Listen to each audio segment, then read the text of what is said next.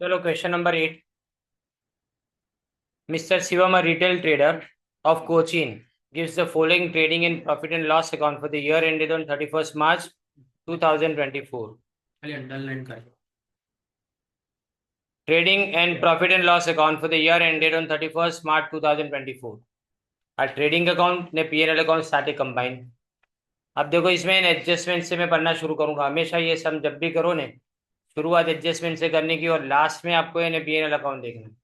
क्योंकि अगर तुमने पहले पीएनएल देख लिया नहीं तो प्रॉब्लम ये होगा कि तुम पीएनएल के अंदर कोई चीज को डायरेक्टली एंटर कर दोगे लेकिन उसका एडजस्टमेंट के अंदर जो इफेक्ट है वो बाकी रह जाएगी।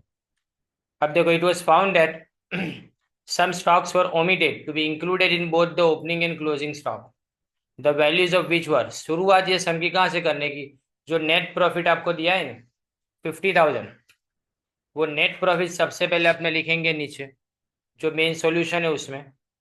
Net profit as per the profit and loss account 50,000। अब सिर्फ दो हिस्सों के अंदर इसको डिवाइड करेंगे अपने, इसमें कितना भी लिखा हो अपने सिर्फ दो हिस्सों में डिवाइड करेंगे। क्या ऐड करेंगे और क्या लेस करेंगे। इतना याद रखो, अगर मुझे पीएनएल में से कोई चीज निकाल लेनी है और अगर वो डेबिट आइटम है तो वो ऐड हो जाएगी। डेबिट आइटम है तो ऐड हो जाएगी, कारण क्योंकि मैं डेबिट आइटम यानी एक्सपेंस निकाल रहा हूँ। तो अगर एक्सपेंस निकल जाएगा तो प्रॉफिट बढ़ जाएगा, बराबर, इसलिए मुझे ऐड करना पड़ेगा। लेकिन अगर मैं कोई क्रेडिट आइटम को निकाल देता हूँ तो मैं लेस करूंगा उसको। अब यहाँ एक और चीज है कि जिसके बारे में कोई रिकॉर्डिंग किया ना हो, ऐसा कोई एक्सपेंस लिखा हो जिसको तुमको रिकॉर्ड करना रह गया हो, तो इसमें नॉर्मल माइनस एच करेंगे क्योंकि एक्सपेंस है। क्योंकि ऊपर पीएनएल में वो एक्सपेंस के बारे में कुछ नहीं लिखा है तो हम क्या करेंगे, उसको सिर्फ माइनस करेंगे। इसी तरह से किसी इनकम के अंदर, जो कि होगा ही नहीं कभी भी, पर खाली मैं आपको बता देता हूँ, कोई इनकम अगर रिकॉर्ड करने की बाकी रहेगी तो इसको क्या करेंगे, अपने प्लस करेंगे।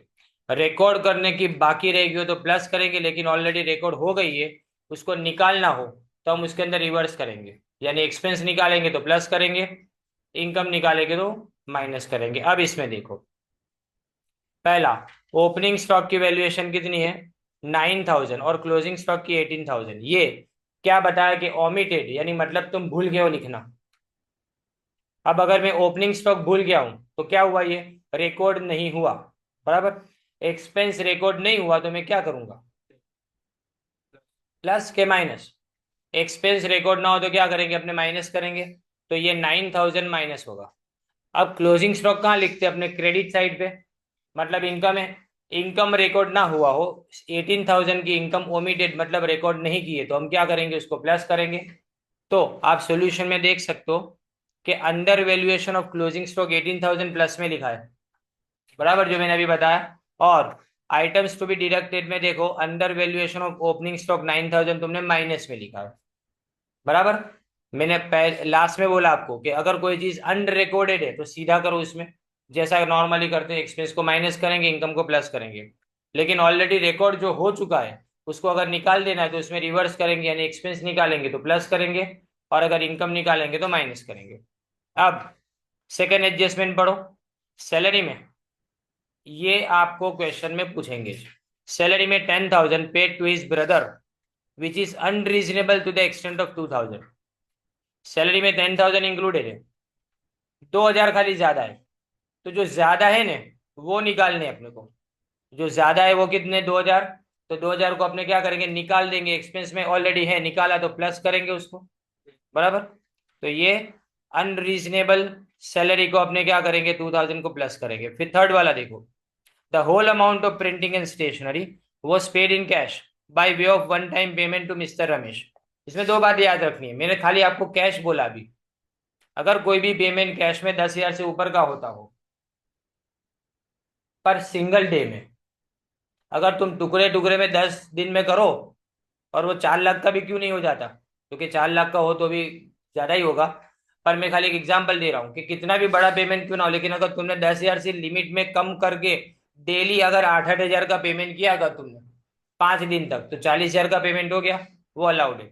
ये वन डे की लिमिट है आपकी। 10,000 की लिमिट कैसी है, सिंगल ट्रांजेक्शन वन डे की, मल्टीपल ट्रांजेक्शन वन डे, वो भी ऐसा ही।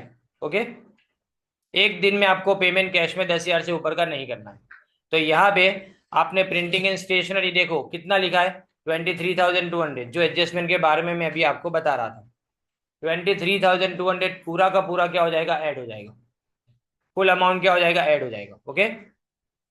फिर उसके बाद में डेप्रिसिएशन। अब डेप्रिसिएशन में क्या है, क्योंकि नीचे आपको है ना वर्किंग दिया गया है, अगर डेप्रिसिएशन के बारे में एडजस्टमेंट में कुछ भी ना लिखा होने तो डेप्रिसिएशन को अपने छेड़ेंगे नहीं बिल्कुल भी, जो ऊपर लिखा है वो बराबर है। लेकिन यहाँ 1,05,000 दिया है। अब नीचे एडजस्टमेंट पढ़ो, क्या लिखा है, opening balance of plant and machinery कितना लिखा है, 4,20,000 है।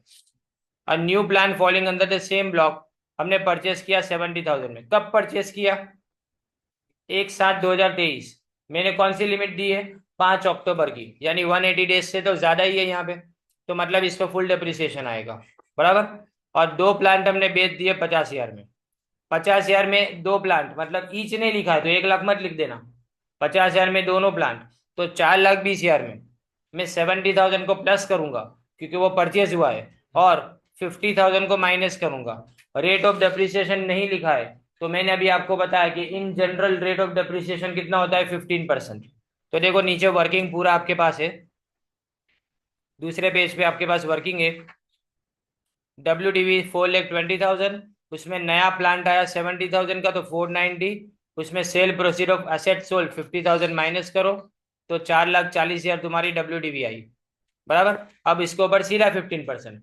कुछ नहीं देखना है कि कौन सा प्लांट ये टाइम पे बेचा, ये टाइम पे खरीदा, तो अपने जो अकाउंट में करते थे फाइनेंशियल अकाउंटिंग में कि 7 महीने के बाद 7th मंथ में खरीदा हो तो उसके बाद में 9 महीने का डेप्रिसिएशन निकाल, ये सब कुछ नहीं करना है। फुल डेप्रिसिएशन या तो आधा डेप्रिसिएशन, दो कैटेगरी है।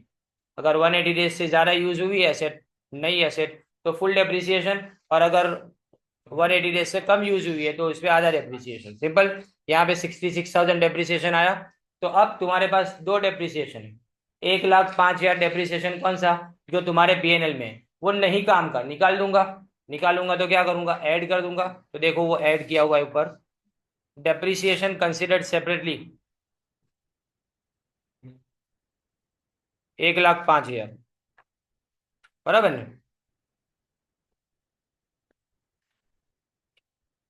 और जो दूसरा डेप्रिसिएशन अभी तुमने ढूंढा 66,000, वो डिडक्शन में 6 क्लास में माइनस करेंगे।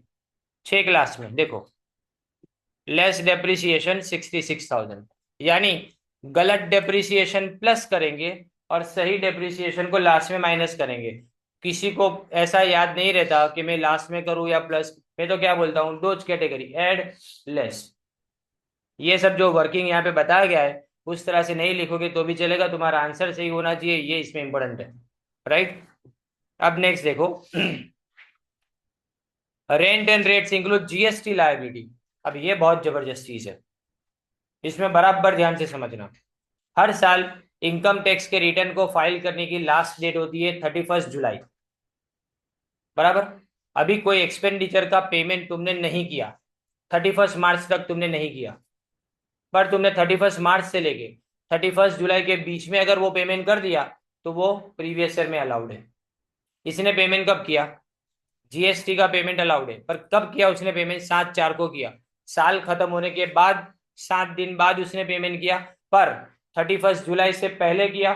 तो अगर ये पेमेंट 31 जुलाई से पहले होता है ना, तो ये पेमेंट अलाउड है।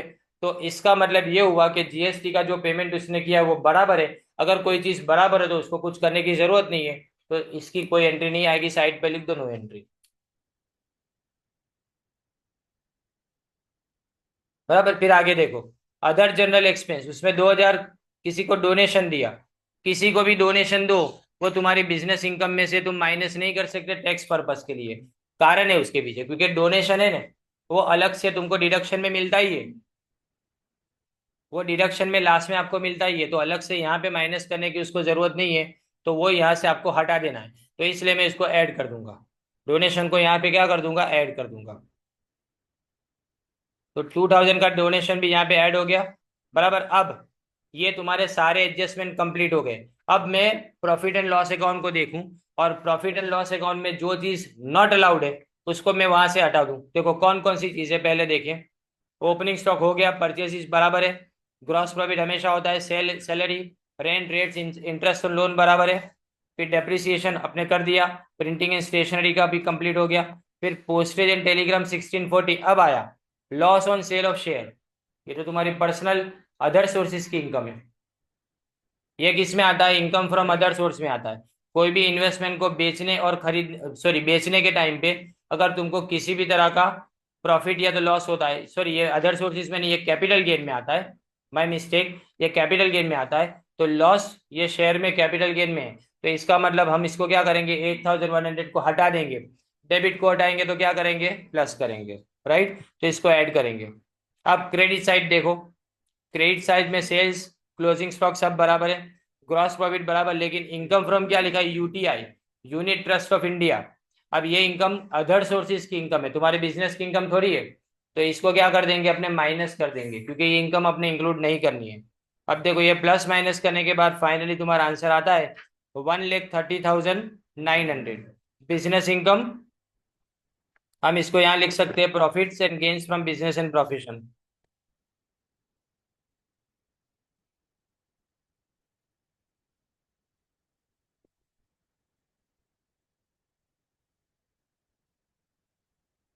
ये तुम्हारे लिए क्या हो गया, नेट हो गया।